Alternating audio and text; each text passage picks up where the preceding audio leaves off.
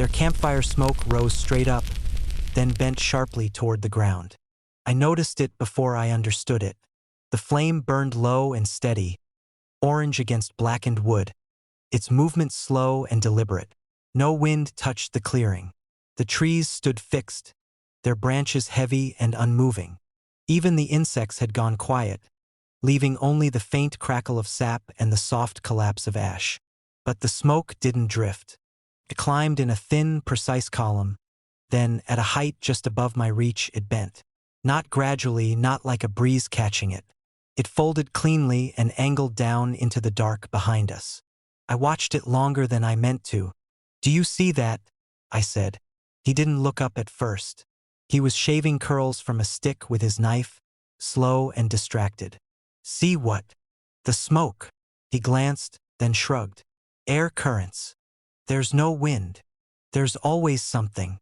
The knife kept moving. Thin curls dropped into his lap. I looked back at the smoke. It continued up, then down, disappearing into the undergrowth beyond the firelight. The bend stayed fixed, like something unseen was holding it there. I stood and stepped around the fire. "Hey," he said. "Where are you going?" "Look," I said. "It's going down." He sighed, but got up. The ground was cold underfoot, damp from earlier rain. We circled toward where the smoke fell. It didn't disperse. It gathered, faint but visible, trailing into a patch of darker earth. He stopped beside me. "That's not right," he said quietly. "No." We stood there too long, waiting for it to correct itself. The fire fed the column steadily. The smoke bent and sank without change. A smell reached us then, not sharp like wood smoke, but thick and damp. Rot, but sweetened. It sat heavy in the throat. "Do you smell that?" I said. "Yeah." We both looked down. The smoke was seeping into a patch of ground darker than the rest. The soil looked uneven, as if something beneath had settled. The grass there was thin and brittle. He stepped closer. "Don't," I said. He paused, then stopped. "It's just dirt." The smell deepened. The air shifted. A shallow cold gathered around that place, not spreading evenly but dipping there, like a pocket. The smoke thickened as it sank. Behind us, the fire popped. We both flinched. "Let's leave it," he said. "It's late." We went back to the fire. Neither of us sat the same way as before. He didn't pick the knife up again. I kept the bending smoke at the edge of my vision. Kept bending. Time passed unevenly. The fire sank lower. Shadows thickened between the trees until the forest became a wall of black trunks and suggestion. I tried to listen for anything beyond us. Movement, insects, the normal night. But there was nothing. "Maybe we should move," I said. "Now? It's not right here." He shook his head. "We don't know the trail in the dark. We wait." The logic held, but it didn't settle anything. The smell clung. I drank water, but it stayed. The cold pressed faintly at my hands. After a while, I noticed something else. The firelight leaned. Not visibly, not in a way I could point to, but the shadows stretched toward that same patch of ground. The trees seemed to angle slightly, their outlines drawn inward. "Look at the trees," I said. He did. His jaw tightened. "It's the light." "It shouldn't." "It is." His voice was too quick. A sound came from behind us. Not from the forest. From the ground. A soft, wet shifting, like soil settling under weight. We turned. The dark patch had grown. Only a little, but the edge was clearer now, a defined ring of darker earth. The smoke fed into it steadily. The sound came again. He stood. "Okay, we're moving." We packed quickly. The fire we left. Neither of us went near the smoke again. We took the trail we'd come in on. His flashlight cut a narrow beam ahead. We walked fast. After a minute, I realized something was wrong. The air hadn't changed. The smell was still there. The cold too, shallow and constant. "Stop," I said. He did. "What?" "Do you still smell it?" He hesitated, then nodded. We stood still. Behind us, faint but clear, came the crackle of the fire. Too close. We hadn't gone far enough for it to sound like that. Keep walking, he said. We did. Faster now. The crackle followed. Not louder, not softer. Fixed. I turned. The firelight was there, flickering through the trees at the same distance it had been before. That's not. Don't, he said. Just walk. We kept going. The ground softened in places. My foot sank once into loose soil that smelled sharply sweet. I pulled free, heart pounding. The light stayed behind us. His flashlight dimmed. Battery, he muttered, shaking it. The beam flickered, then weakened again. The darkness pressed closer. Use mine, I said, opening my pack. The smell hit me immediately. Thick. Wrong. What? He said. I held it open. He leaned in, then recoiled. Close it. I didn't put anything in there. I know. Just close it. I did. The flashlight died. We stood in darkness. The only light now the fire behind us. Okay, he said. We go back. We stay there until morning. I stared at him. Back. We can't see. Another sound came. Deeper. Wet. We turned. The ground between us and the fire had sunk further. The dark patch had spread, the surface dipping inward. It pulsed slightly, as if something beneath was breathing. The smoke fed into it, thicker now. The shadows bent toward it, drawn inward in a way that didn't belong to light. He stepped back. The ground gave under his heel. He dropped, his hand plunging into the soil. When he pulled it free, it was coated in dark, damp earth. He stared at it. It's warm. The ground opened, not with a crack, parted silently, the surface splitting along that dark line. The smell surged. He tried to stand, but his foot slipped, sinking deeper. The ground swallowed him to the thigh. Help me, he said. I grabbed his arm and pulled. The soil held him. The more he moved, the tighter it seemed to grip. It's pulling, he said. Stop moving. I can't. The surface dipped further around us. The edge spread toward my feet. I looked into the opening. There was no bottom, only darkness, dense, absolute. Something shifted far below. Not a shape, just movement. I let go. He looked at me, stunned. What are you doing? If I pull, it takes both of us. Don't leave me. The words were small. The ground tightened. He dropped another inch. I stepped back. The edge followed. The patch expanded, keeping its center between us. There was no distance to gain. He sank to the waist. His hands clawed at the ground, but it gave under his grip. I can't feel my legs, he said. The smell was everywhere. The cold pressed through my clothes. I kept stepping back. He went under in a single, smooth motion. One moment he was there. The next, the earth closed over him. The smell vanished. The cold lifted. The fire went out. I stood in darkness, breathing too loud. After a long time, the insects returned.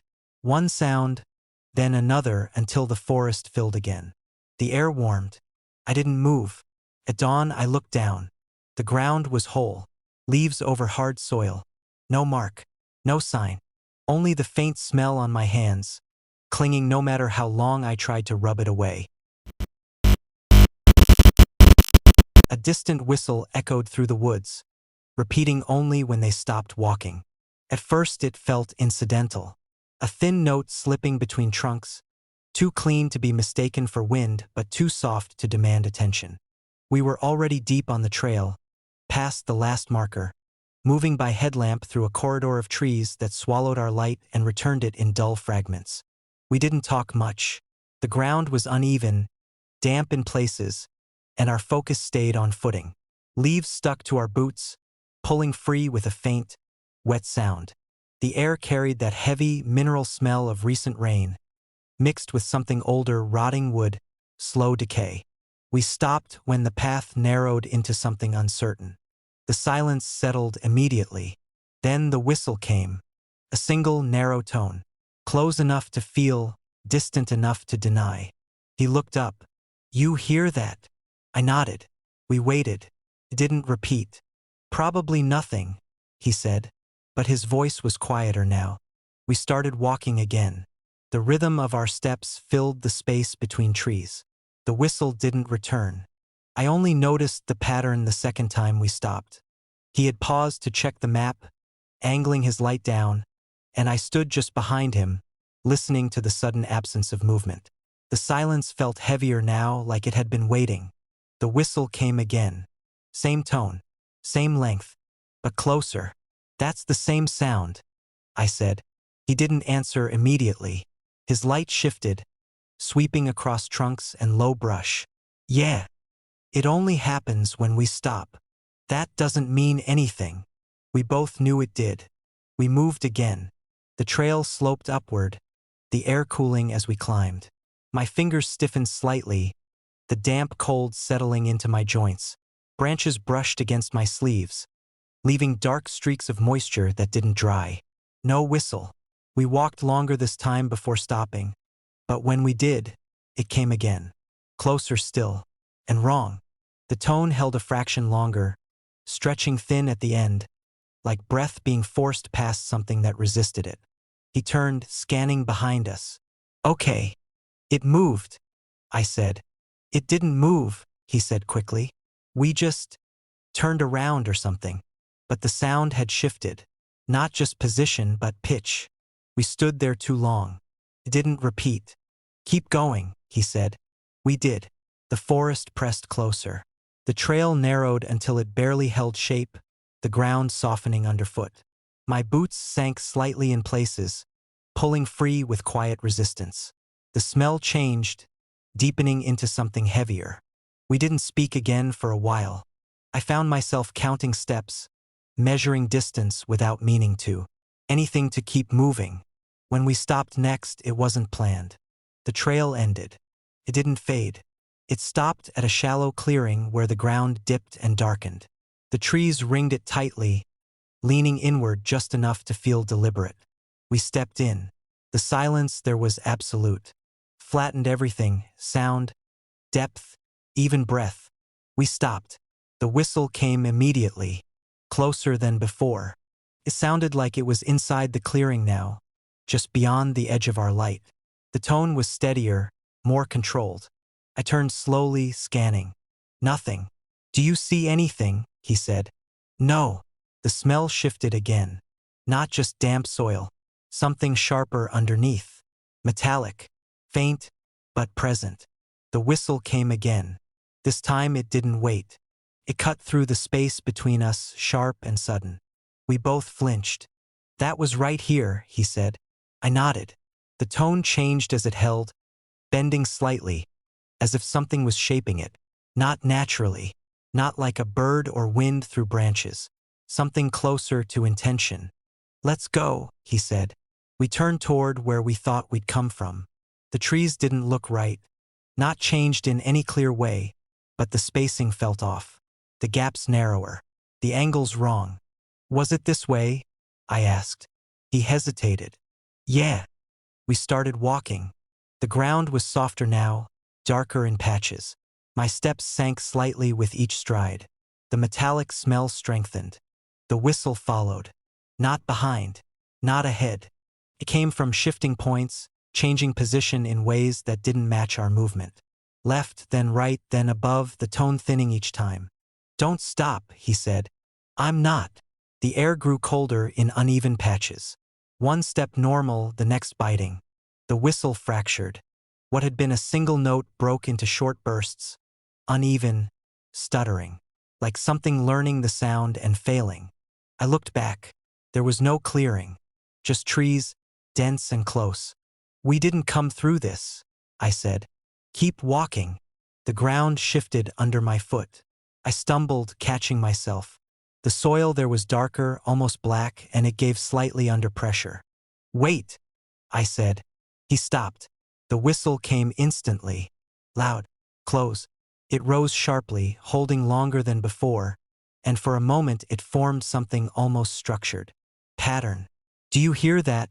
I said. He didn't answer. I looked up. He was staring past me. "Don't turn," he said quietly. The whistle came again, right at my ear. The tone dropped, flattening into something breathy and uneven. I turned. Nothing. Then the space between the trees shifted.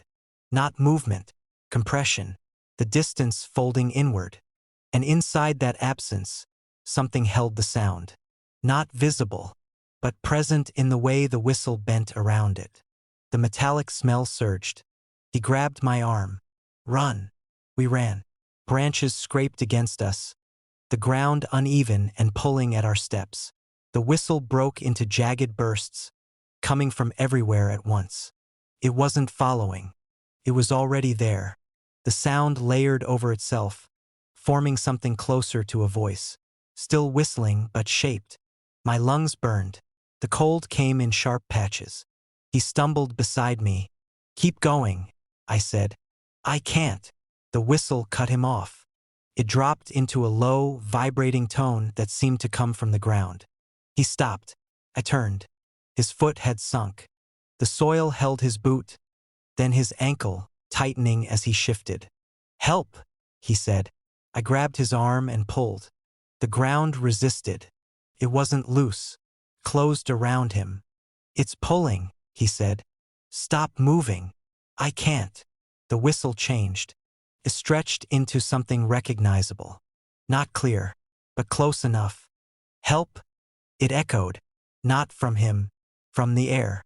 I let go. He stared at me. "Don't. If I pull, it takes both of us. Don't leave me." The whistle repeated it, thin and wrong. He sank to the knee. "I can't feel it," he said. The smell was thick now, metallic, wet. I stepped back. The ground shifted under my feet. He dropped further. "Please," he said. The whistle mirrored it. "Please." I stepped back again. The soil held. He went under suddenly, the surface closing without sound. The whistle cut off. The forest returned in fragments. Distant leaves, faint insects. I stood alone. The ground was flat. No mark. I didn't move for a long time. When I finally did, I kept walking until the trees thinned and the light began to change. I didn't stop again. Not until the forest ended.